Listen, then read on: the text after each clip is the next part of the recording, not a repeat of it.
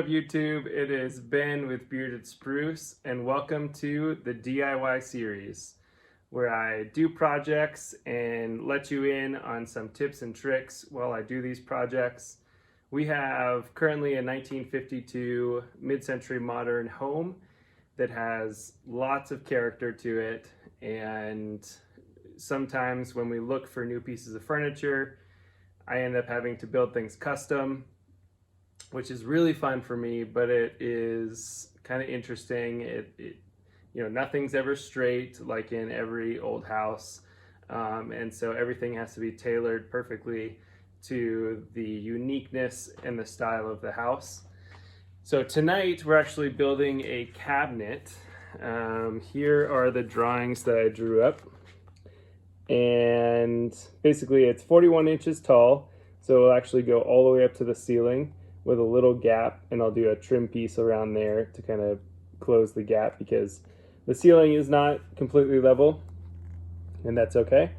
And then 42 inches wide will be the full width of the cabinet. You can see we'll have 4 shelves kind of scattered. I'll drill holes so we can move those up and down according to what we want to put in different levels. It's going to be a flat style door, which is different than the rest of our kitchen, but we want this piece to stand out as kind of an accent piece since it will be going the entire height of the wall. We're actually going to do a matte black finish, which I think is going to be really cool and stand out. And then you can see it's going to match the rest of our cabinet depth, which is 12 inches. So during this project, we're going to be doing a lot of cutting on table saw, and then we're going to use the router table to get all the pieces to connect together and some joinery, and it's going to be a lot of fun. So thanks for joining. Let's get cutting.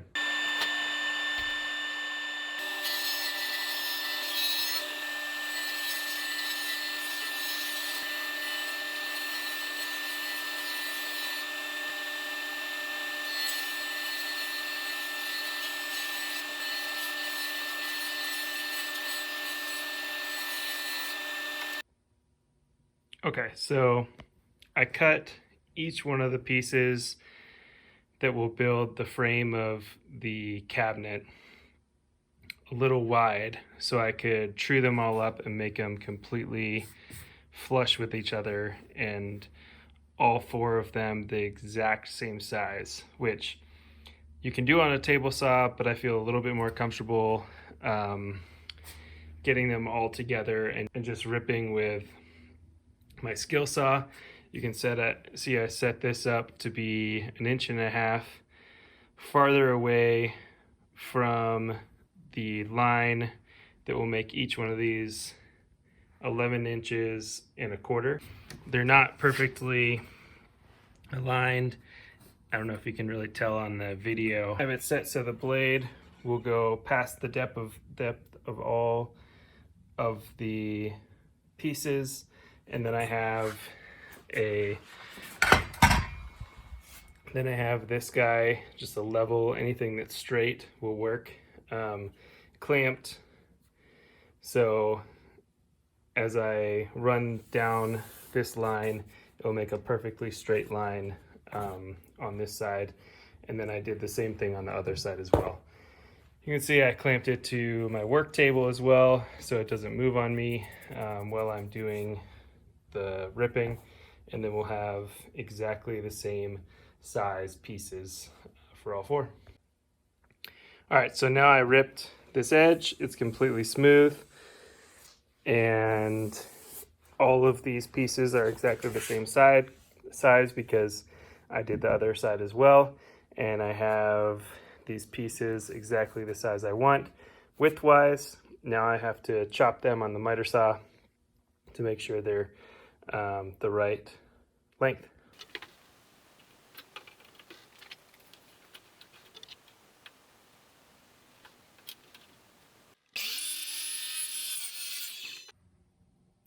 Next, we're going to use the routing table to make a few joints. So Here's my test piece, and here's a piece of scrap 1/2-inch plywood that we're using. We're going to take a 1/2-inch bit, and the bottom of the side panels are going to stick down about 1 inch below the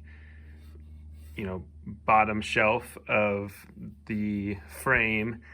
And then the other thing that we're going to cut is, I did a few trial cuts here, but we're going to cut actually the top so it sits flush.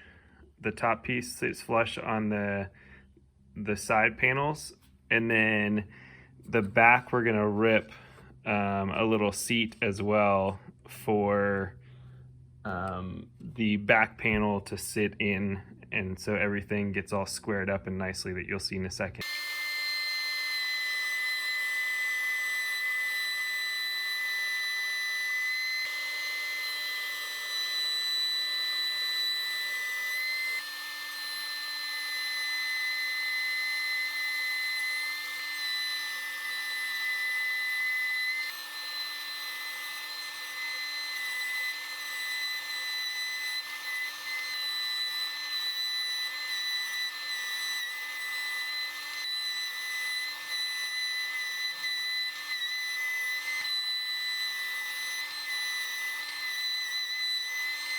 Okay, so the frame is completely glued together, and then now I'm putting some glue on this edge all around. Next, we're going to take this backing piece and put it in the groove. I've test fitted a dry fit before I put the glue in, and it fit pretty well, so got to kind of maneuver it into place, but we'll get it. So I've got it in there, and it is quite the snug fit, as you can see. So I had to kind of maneuver it in a few places, but it is nice and flat. Now I'm going to go around the edge and tack it into place, but I got to be really careful because there's not much lip. So I'm just going to tack it a few places for now, and then just kind of secure it in place. And then we'll probably put some kind of attachment in the future, but I'll go around and tack it and we'll be good to go. So now I have the backer board attached and kind of sanded things up a little bit. And now I'm going to start working on the trim that goes all the way around. So I need to decide how thick to do. I might go check out our cabinets inside and see. So I have all the trim pieces attached, glued, and nailed. You can see I ended up using 3/4 inch plywood for those to be a little bit more sturdy, because this is what the door hinge connects to. And then you can see it's basically just kind of perfectly square all the way around. Well, that's going to do it for part 1 of how to build a custom cabinet. If you haven't already, smash that like button and subscribe to my channel. You can also check out our biggest project right now, which is redoing a 1972 Airstream. I'll put the link to that playlist right up here. If part 2 of this video is already released, I'll link to that at the end of this video. Otherwise, you have to wait and see. But in that next video, which will include making the doors, making the shelves, drilling all the holes for the shelves to be able to move up and down. I'll also show how I drilled all the holes using our new drill press for the hinges. We'll add the iron-on glue veneer to all the sides of the plywood so it all paints evenly. And then we'll paint the whole thing, seal it, and then get it up on the wall. Once again, thanks for joining, and we'll see you next time.